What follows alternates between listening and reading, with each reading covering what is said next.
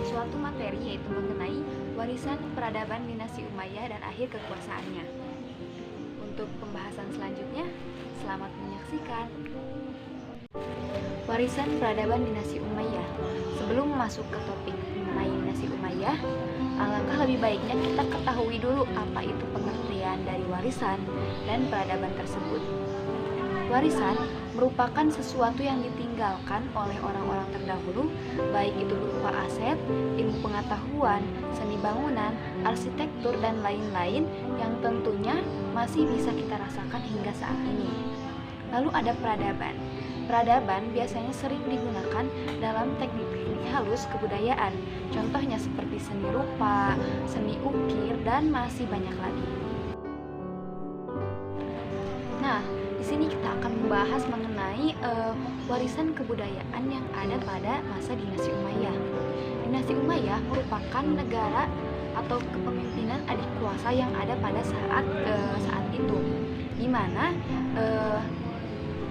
struktur kebudayaan yang terjadi pada saat itu sangat luar biasa. Di antaranya, embrio bagi kemajuan peradaban Islam pada masa sesudahnya meliputi hal-hal berikut, yaitu pembukuan ilmu, lalu pembidangan ilmu, di mana pembidangan ilmu tersebut dibagi menjadi dua besar, yaitu ilmu-ilmu lama dan ilmu-ilmu baru. Pada daulah Bani Umayyah ini dikatakan sebagai masa penyebaran benih-benih kebudayaan yang nantinya akan subur di masa dinasti Abbasiyah. Yaitu apa sajakah itu? Yang pertama, dalam pengembangan ilmunya ada ilmu tafsir, ada ilmu hadis, lalu ilmu fikih, ilmu kalam, dan ilmu tasawuf. Nah, setelah membahas dari ilmu pengetahuan tadi, masuk ke kemajuan peradaban pada masa dinasti Umayyah. Masa pemerintahannya itu dinasti Umayyah memberikan kontribusi besar sekali pada kebudayaan Islam khususnya. Tetapi tidak hanya di kebudayaan Islam saja, dinasti Umayyah juga menyumbangkan warisan-warisan kebudayaan untuk kebudayaan dunia. Jadi tidak mencakup Islam saja, dan pada saat ini masih bisa dirasakan warisan kebudayaannya seperti arsitektur yang ada pada saat itu masih bisa kita lihat pada saat ini. Kemajuan peradaban pada masa dinasti Umayyah meliputi berikut ini. Yang pertama, ada ekspansi wilayah yang sangat luas, yaitu sejak menggesernya pemerintahannya dari Madinah ke Damaskus, Bani Umayyah telah membangun imperium Arab yang sangat besar. Di antara perluasan wilayah yang dilakukan oleh Bani Umayyah antara lain ekspansi kekuasaan meluas meliputi Spanyol, Afrika Utara, Syria, Palestina, Jazirah Arab, Irak, sebagian dari Asia Kecil, Persia, Afghanistan, Pakistan, Uzbekistan, dan Kirgiz di Asia Tengah. Nah, bisa kita lihat bahwa perluasan wilayah pada saat masa dinasti Umayyah itu sangat luas hingga masuk ke dalam ranah Asia. Jadi bukan hanya di wilayah Arab tapi bisa meluas ke Asia. Lalu yang kedua dalam kemiliterannya dibagi menjadi tiga front. Yang pertama ada front melawan bangsa Romawi di Asia Kecil. Yang kedua yaitu ketika front di Afrika Utara. Yang ketiga ada front timur, di mana menghadapi wilayah yang sangat luas. Yang satu menuju ke utara, daerah-daerah di sebagian Sungai Jiun atau Abu Darya. Lalu sedangkan yang lainnya masuk ke selatan, menyusuri wilayah Indonesia bagian barat. Lalu yang ketiga tentang arsitekturnya. Banyak sekali monumen arsitektural yang menonjol pada masa dinasti Umayyah ini, yaitu diantaranya yang bertahan hingga sekarang. Arsitektur besar Umayyah adalah Al-Walid putra Abdul Malik, di mana pemerintahan yang ia pimpin pada saat itu relatif damai dan sejahtera.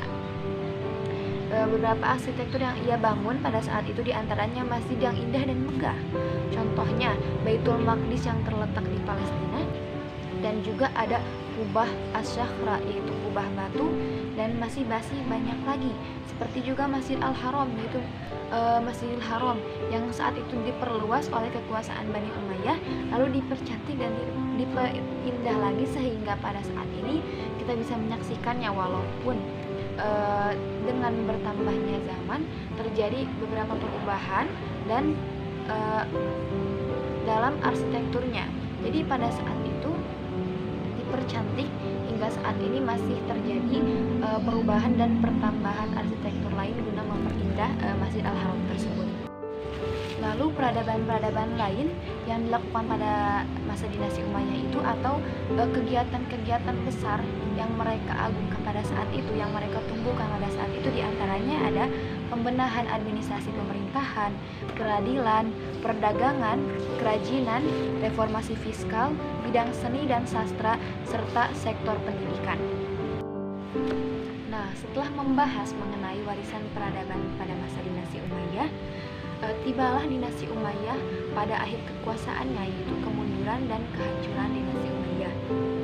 Kehancuran dinasti Umayyah ini dipengaruhi banyak sekali faktor, yaitu faktor pertama, munculnya kelompok-kelompok yang menentang atau melakukan pemberontakan kepada pemerintahan dinasti Umayyah ini, yaitu ada kelompok golongan Khawarij, golongan Syiah, dan golongan Islam non-Arab atau Mawali.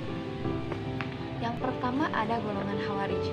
Pemberontakan pertama yaitu dipimpin oleh Farwah ibnu Naufal. Lalu pemberontakan besar yang kedua dipimpin oleh Nafi ibnu Azraq, di mana golongan ini bersifat sangat keras, banyak melakukan penyelewengan-penyelewengan dalam masalah hukum.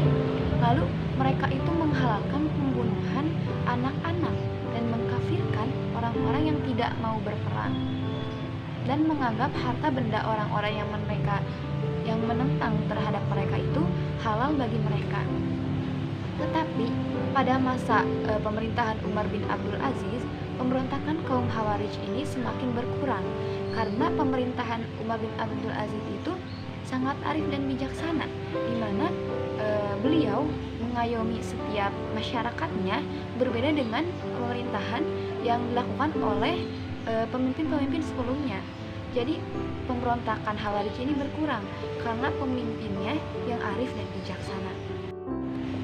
Lalu yang kedua ada perlawanan Syiah. Faktor-faktor lain yang mempengaruhi keruntuhan dinasti Umayyah pada saat itu antara lain, yang pertama yaitu sistem pergantian khalifah, di mana melalui garis keturunan. Karena sistem sebelumnya yang dilakukan oleh para sahabat itu melalui asas dan kemusyawarahan, yang seharusnya pemimpin itu dilakukan melalui pemilihan umum, yaitu kesepakatan bersama. Tetapi pada masa dinasti Umayyah ini, pemimpin selanjutnya itu ditentukan berdasarkan keturunan atau sistem monarki. Yang kedua, ada latar belakang, karena latar belakang terbentuknya dinasti Umayyah itu berdasarkan konflik yang masih ada dari zaman Ali, di mana pada saat itu seharusnya setelah Ali adalah anaknya, yaitu Said Hussein. Jadi sisa-sisa konflik yang ada pada zaman Ali ini masih berlangsung hingga akhir kekuasaan dinasti Umayyah. Lalu yang ketiga, ada pertentangan etnis antara suku Arabia Utara atau Bani Qais dan Arabia Selatan atau Bani. Lalu yang keempat, yaitu lemahnya pemerintahan ini oleh sikap hidup mewahnya lingkungan istana. Jadi pemimpin-pemimpin pada masa dinasti Umayyah itu, walaupun tidak semuanya, sebagian besarnya menggunakan kehidupan yang royal atau hedonis, di mana mereka menggunakan harta kerajaan untuk kepentingan mereka pribadi. Bahkan ada yang menyelewengkannya, yaitu seperti mabuk-mabukan, bermain wanita, dan masih banyak lagi hal-hal penyelewengan yang mereka lakukan dengan harta atau yang seharusnya itu digunakan untuk masyarakat, tetapi mereka royal kepada kepentingan mereka sendiri. Nah, faktor yang kelima bisa disebut juga merupakan faktor terbesar yang menimbulkan atau meruntuhkan dinasti Umayyah pada saat itu, yaitu munculnya kekuasaan baru yang dipelopori oleh keturunan Al-Abbas Ibnu Abdul Al-Mutakhallid.